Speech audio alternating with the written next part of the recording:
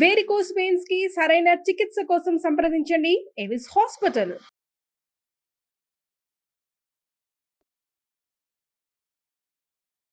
Hi, నా పేరు doctor hypno Padma Kamalakar, counselling psychotherapist, hypnotherapist, family and marriage counsellor. మా clinics Rajahmundry, హైదరాబాద్లో ఉన్నాయి. మా హస్బెండ్ 2 years నుంచి 3 years నుంచి నాతో సరిగ్గా ఉండట్లేదు. చాలా ఇబ్బందిగా ఉంది, చాలా బాధగా ఉంది. చెప్తేనేమో అరిచేస్తున్నాడు, కొట్టేస్తున్నాడు, అందరి ముందు నన్ను బ్లేమ్ చేసేస్తున్నాడు అని చెప్పడం జరిగింది. వాళ్ళు చెప్పాక ఈ మధ్యన చాలామంది అంటే జాబ్ చేస్తున్నారు, 40 years వచ్చేటప్పటికి చాలా సఫర్ అవుతున్నారు, వైఫ్ని చాలా భయంకరంగా హింసిస్తున్నారు, ఇబ్బంది పెడుతున్నారు, కష్టపెడుతున్నారు అని అందరూ చెప్తున్నారు.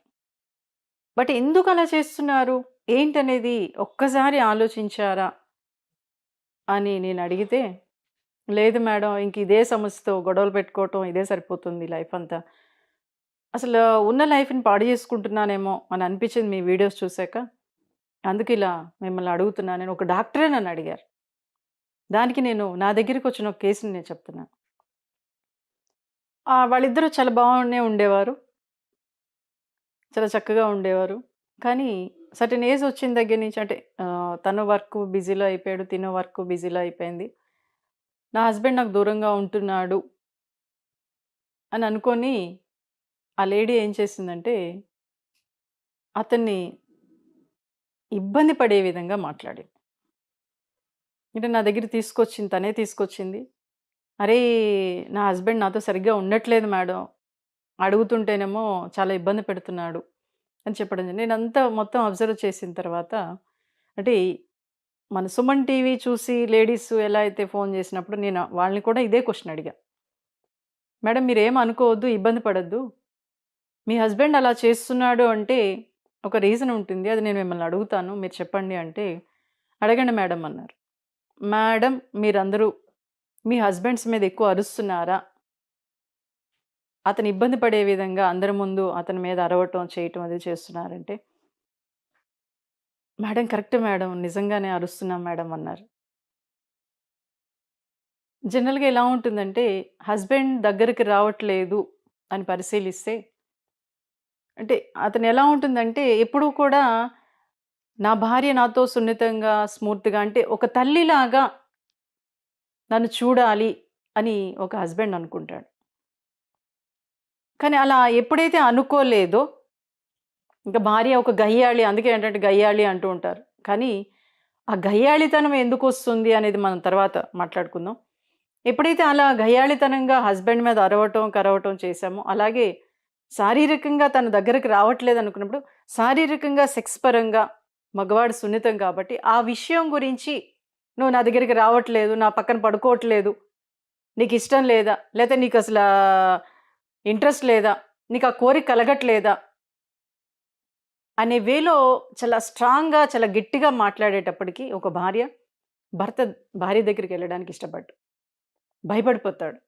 భయపడిపోయి అంటే తనకు ఎక్కడ తన్ని సాటిస్ఫై చేయలేనేమో అనే ఒక ఇన్సెక్యూరిటీ ఫీలింగ్లోకి వెళ్ళిపోయి భార్య దగ్గరికి వెళ్ళటం మానేస్తాడు. ఎప్పుడైతే భార్య అలా అరుస్తూ ఉందో, ఇబ్బంది పెడుతూ ఉందో, భర్తకి ఆ కోరిక అనేది చచ్చిపోతుంది.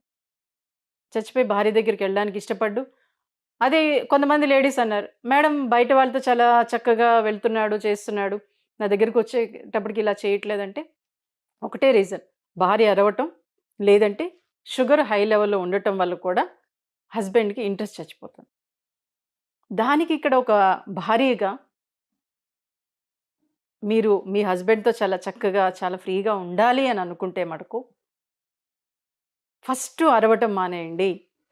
ఏ సమస్య వచ్చినా తను ఇబ్బంది పెడుతున్నా ఎలా ఉంటుందంటే నాకు ఆవిడ చెప్పింది, అంటే మేడం వేరే రూమ్లో వెళ్ళి పడుకుంటున్నాడు, గొళ్ళెం పెట్టేసుకుంటున్నాడు, నేను పిలిచినా రావట్లేదు అంటే ఎస్ కరెక్టే.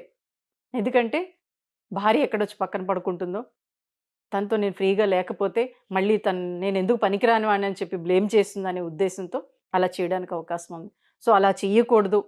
నా భర్త నాతో బాగుండాలి, ఫ్రీగా ఉండాలి అని అనుకుంటే మీ భర్తతో మీరు ఎంత ఫ్రీగా, ఎంత కూల్గా, తను ఎక్కడికి వెళ్ళినా, ఏం చేసి ఇంటికి వచ్చినా, లేకపోతే మీరిద్దరూ బయటికి వెళ్తున్నా చాలా ప్రేమపూర్వకంగా ఫస్ట్ మాట్లాడడానికి ట్రై చేయండి.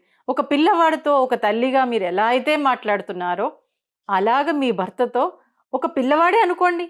ఎందుకంటే భర్త అలాగే అనుకుంటాడు. నా తల్లిలాగా నన్ను లాలనగా చూడాలి, చాలా ఆప్యాయంగా చూడాలి అని కోరుకుంటాడు. సో, ఒకటి ఆ వేలో మీరు ఒక పిల్లవాడిగా ట్రీట్ చేస్తూ ఉంటే కొంతకాలానికి అతనిలో ఒక రకమైన ఫీలింగ్స్ అంటే ఒక భర్తగా అరే! నా భార్య నాతో ఇంత చక్కగా ఉంటుంది, ఇంత ఫ్రీగా, ఇంత ప్రేమగా, ఇంత ఆప్యాయంగా ఉంటుంది అనే ఆలోచనతో మీతో ఫ్రీగా ఉండడానికి ట్రై చేస్తాడు. ట్రై చేయడమే కాదు ఫ్రీగానే ఉంటాడు. అక్కడ మీరు చేయవలసిందేంటంటే, మార్నింగ్ లేచిన దగ్గర నుంచి మీ పనులు మీరు చేసుకోండి. మిమ్మల్ని మీరు ప్రొటెక్ట్ చేసుకోండి. మిమ్మల్ని మీరు ప్రొటెక్ట్ చేసుకుంటూనే తను మీతో మాట్లాడలేదు. ఇంతకాలం దూరంగా ఉంటున్నాడు కాబట్టి, చాలా ఆప్యాయంగా, చాలా చక్కగా తను బయటికెళ్తున్నప్పుడు చేయి పట్టుకొని జాగ్రత్తగా వెళ్ళి రండి. లేదంటే ఇవి తీసుకురండి నాకు అని చెప్పండి. ఓకే. ఈవినింగ్ వచ్చాడు. ఈవినింగ్ వచ్చినప్పుడు కాఫీ తాగుతారా? మంచినీళ్ళని అంటే ఇక్కడ మీరు కూడా హ్యాపీగా ఉండాలి అని అనుకుంటున్నారు కాబట్టి నేను చెప్తున్నాను. ఓకే. ఇంటికి రాగానే చాలా చక్కగా వాటర్ ఇచ్చి ఒక కప్పు కాఫీ తనకిచ్చిన కాఫీయో, టీయో ఏదో ఒకటి ఉంటుంది కదా! అలా ఏదో ఒకటి ఇవ్వండి. తనకి కావాల్సిన బట్టలు కానివ్వండి, లేకపోతే టవల్స్ కానివ్వండి, అన్నీ కూడా చాలా నీట్‌గా పెట్టటం. అలాగే ఇక్కడేంటంటే అరే! మళ్ళీ నన్ను నేను మర్చిపోతున్నాను అనుకోవద్దు. ఎందుకంటే కొంతకాలం మాత్రమే. అలాగే తనకిష్టమైనవి ఎన్నో ఉండొచ్చు. లేదా ఒక సినిమాలు కానీ, క్రికెట్ కానీ, అరే! ఏవండీ ఈరోజు క్రికెట్ వచ్చిందండి. చూద్దాం రండి అని చెప్పి అంటే తనకిష్టమైనవన్నీ మీరు చెయ్యడానికి కొంతకాలం ప్రయత్నం చేయండి. ఎందుకంటే మీరు హ్యాపీగా ఉండాలనుకుంటున్నారు కాబట్టి. అలా క్రికెట్ వస్తుంది. లేకపోతే తనకిష్టమైన సినిమా ఉండొచ్చు. లేకపోతే తనకిష్టమైన పాటలు ఉండొచ్చు. ఏవండీ ఈ పాట బావుంది గదా! చక్కగా రండి విందాం అని చెప్పేసి. అలాగే అవసరమైతే మీరిద్దరూ కలిసి వాకింగ్‌కెళ్ళండి. కలిసి యోగా చేయండి. అతనికిష్టము ఉన్నవి ఏదైతే ఉన్నాయో అవి మెల్లమెల్లగా బయటికి తీయండి. అలాగే మీరు చేయాల్సిన ఇంకో పనుందండి. తనకిష్టమైన చిన్నప్పుడు ఎన్నో మర్చిపోయి ఉండొచ్చు. వాళ్ళ మదర్‌ని కానీ, వాళ్ళ సిస్టర్‌ని కానీ, వాళ్ళ బ్రదర్‌ని కానీ, లేదా వాళ్ళ ఫాదర్‌ని కానీ, ఏవండీ మీ అబ్బాయికి ఏమిష్టం? లేతే మీ తమ్ముడికి ఏమిష్టం? లేతే మీ అన్నయ్యకి ఏమిష్టం? వాళ్ళని అడగండి. అరే! వాళ్ళతో సమస్యలున్నా లేకపోయినా ఇక్కడ మీ హ్యాపీ అనేది మీకు అవసరం. సో, కాబట్టి వాళ్ళని ఆళ్ళు కూడా మీ వాళ్ళేనండి. చక్కగా వదిన మీ తమ్ముడెలా ఉంటాడు? ఏంటి? తనకేమిష్టమో తెలుసుకొని ఆ విషయాలు కూడా గుర్తు చేయండి. అలాగే పాత ఫోటోలుంటాయి. మీ మ్యారేజ్ అయిన కొత్తలో లేతే మీరెక్కడికైనా వెళ్ళినప్పుడు చాలా చక్కగా మిమ్మల్ని ప్రొటెక్ట్ చేసి ఉండవచ్చు. లేతే చక్కటి విషయాలు మీ ఇద్దరి మధ్యన ఉండవచ్చు. వాటన్నిటిని అప్పుడప్పుడు కదపండి. ఆ ఫోటోస్ చూపిచ్చండి.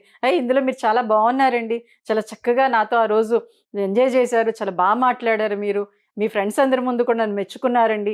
ఇలాంటి విషయాలు మీరు బయటికి తీసి అప్పుడప్పుడు మాట్లాడుతూ ఉంటే ఆటోమేటిక్‌గా తనలో ఒక రకమైన హ్యాపీనెస్ ఒచ్చి మీతో సరిగ్గా ఉండడానికి ప్రయత్నం చేస్తాడు.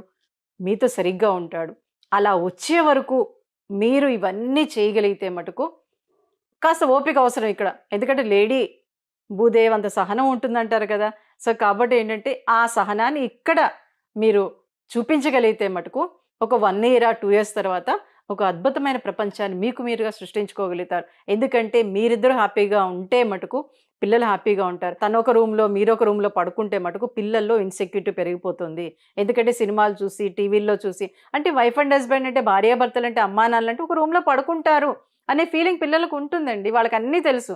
అలా మీరు వేరే వేరే రూమ్‌లో పడుకున్నారనుకోండి, అరే! అమ్మా, నాన్న వేరే రూమ్‌లో పడుకున్నారు అంటే వీళ్ళిద్దరికి పడట్లేదు, వీళ్ళిద్దరు గొడవలు పెట్టుకుంటున్నారు, అందుకే అలా ఉంటున్నారు అనే ఫీలింగ్ పిల్లల్లో ఏర్పడింది అంటే, వాళ్ళ స్టడీస్ దెబ్బతింటాయి, వాళ్ళ స్కిల్స్ దెబ్బతింటాయి, వాళ్ళ నాలెడ్జ్ దెబ్బతింటుంది.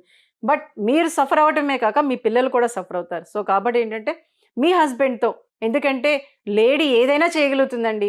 ఎందుకంటే ఒక అద్భుతమైన ప్రపంచాన్ని సృష్టించే అవకాశం ఒక లేడీకే ఉంటుంది. సో, కాబట్టి ఆ అవకాశాన్ని మీరు కల్పించుకొని ఈ విషయాల్లో మీ హస్బెండ్‌తో సపోర్ట్ చేయగలిగితే మటుకు ఓకే సఫర్ అవుతున్నాడు, తను ఇబ్బంది పడుతున్నాడు అనుకున్న క్రమంలో ఆ టైంలో మాట్లాడకండి.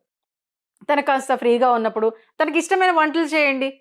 లేతే కొన్ని విషయాలు తనకి ఆర్ట్ ఇష్టం అనుకోండి. ఎప్పుడైనా ఆర్ట్ ఎగ్జిబిషన్స్ పెట్టినప్పుడు తీసుకెళ్ళటం. అలాగే ఏ స్పోర్ట్స్ ఇష్టమైనా అక్కడికి మీరు రండి వెళ్దాం, పిల్లల్ని తీసుకొని వెళ్దాం. వాళ్ళు కూడా ఇష్టపడుతున్నారు.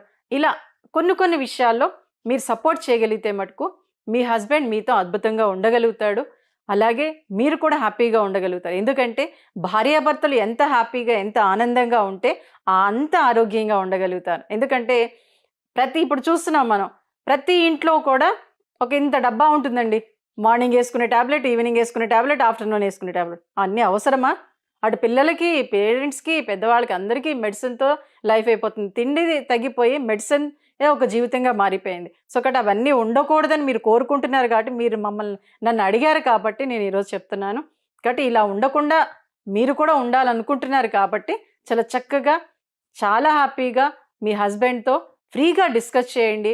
తనతో ఫ్రీగా మాట్లాడండి. తనకి ఏదైనా సమస్య ఉంటే ఏం పర్వాలేదండి. మీరు అప్పుడు చాలా అద్భుతంగా ఉండేవారు. చాలా హ్యాపీగా నాతో డిస్కస్ చేసేవారు. ఏ విషయమైనా నాతో షేర్ చేసుకునేవారు. ఇంత అద్భుతమైన వ్యక్తి మీరు. ఇంత గొప్ప వ్యక్తి మీరు. చూడండి అప్పుడు స్పోర్ట్స్‌లో ఇన్ని ప్రైజెస్ వచ్చినాయట. మీకు స్టడీస్‌లో ఇన్ని ప్రైజెస్ వచ్చినాయట. ఇలా కాస్త ఎప్పుడైతే మెచ్చుకోలుగా మాట్లాడుతూ ఉన్నారో అది ఒక్కసారే రాదు. అందుకే అంటున్నాను 1 ఇయరా, 2 ఇయర్సా లేదా 6 మంత్సా, ఒక్కోసారి మీరు అక్కడ ప్రవర్తించే విధానం బట్టి 3 మంత్స్‌లోనే మీ హస్బెండ్ మారిపోవచ్చు. 3 మంత్స్ లేదా 2 మంత్స్‌లోనే మీ హస్బెండ్ మీతో అద్భుతంగా ఉండొచ్చు. ఆ అవకాశాన్ని మీరు రప్పించుకోవాలనుకుంటే మటుకు చక్కగా మాట్లాడండి. చక్కగా పక్కన వచ్చి కూర్చొని చేతి మీద చెయ్యి వేసి చాలా ప్రేమగా ఆ టైంలో తన మైండు, బాడీ ఎలా ఉందో అబ్జర్వ్ చేయండి. అబ్జర్వ్ చేసి మాట్లాడండి. లేదప్పుడు బాలేదు, తన మూడ్ బాలేదు అనుకున్నప్పుడు ఆ టైంలో సైలెంట్ అయిపోండి. తర్వాత హ్యాపీగా ఉన్నప్పుడు లేకపోతే పిల్లలతో కూర్చొని మాట్లాడుతున్నాం. అరే! మీ డ్యాడీ ఈ విషయంలో చాలా చక్కగా ఉండేవాడురా. అసలు ఎవరికైనా గానీ అద్భుతమైన సలహాలు ఇస్తాడురా. ఇలా మాట్లాడుతూ ఉండండి. ఇలా ఎప్పుడైతే మీరు చేశారో మీ లైఫ్ మీ చేతుల్లోనే ఉంటుంది. మీరు అద్భుతమైన వైఫ్ అండ్ హస్బెండ్‌గా ఉండగలుగుతారు.